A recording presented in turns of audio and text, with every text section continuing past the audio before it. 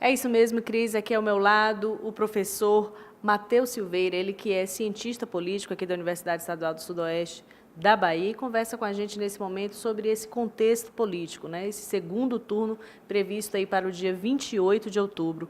Professor, boa tarde. Eu começo perguntando, então, qual a avaliação que se faz desse cenário político, né? Confirmado, então, o segundo turno, dois candidatos disputando aí essa eleição presidenciável. E aí, qual a avaliação e a leitura que se faz nesse momento? Aline, boa tarde a você e a toda a comunidade do Sudoeste da Bahia.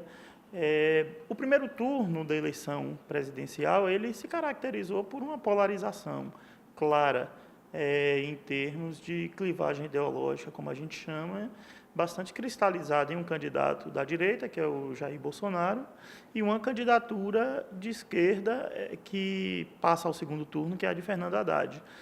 O que nós temos a esperar desse segundo turno é que, de fato, os debates, as propostas, os projetos, eles apareçam, porque foi uma eleição sui generis, na medida em que a candidatura de direita ela esteve bastante interrompida no seu fluxo normal, em função do atentado, né, que sofre o candidato, uma facada que o tirou da campanha de rua, o tirou dos debates, e a própria candidatura da esquerda também teve dificuldade em trabalhar a questão das suas propostas, do seu programa de governo, em face de ser uma candidatura que ela era relativamente desconhecida e que se ancorou em grande medida na figura muito popular do ex-presidente Lula, cuja candidatura não foi homologada por motivos sabidos e que se fixou tanto em tornar-se conhecida que houve um certo dificuldade em trabalhar os programas e os projetos.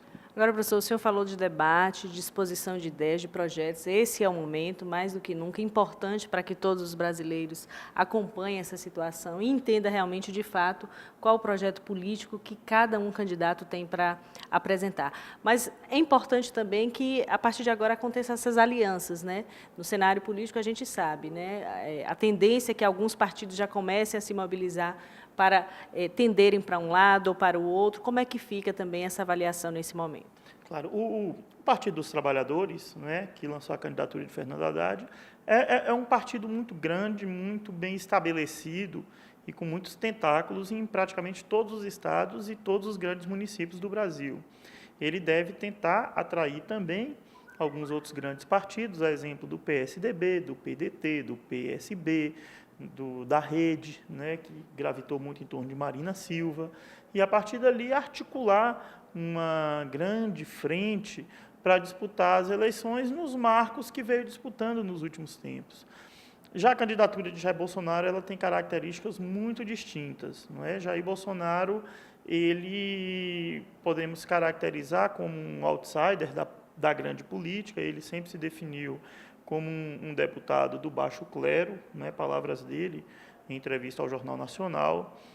O partido dele, que é o PSL, também é um partido relativamente novo, de pouca expressividade, que também ajuda a caracterizar a candidatura do Jair Bolsonaro como uma candidatura antissistema, vamos dizer assim. E o seu próprio discurso, né, para além de estar identificado com a direita, é um discurso mais radical, é um discurso que flerta mais em operar fora dessa grande política. Ok, professor, a gente agradece, então, as suas informações e os seus esclarecimentos. Está aí, então, Cris, as informações e avaliação do cientista político, o professor Matheus Silveira, ele que é professor aqui da Universidade Estadual do Sudoeste. É com você.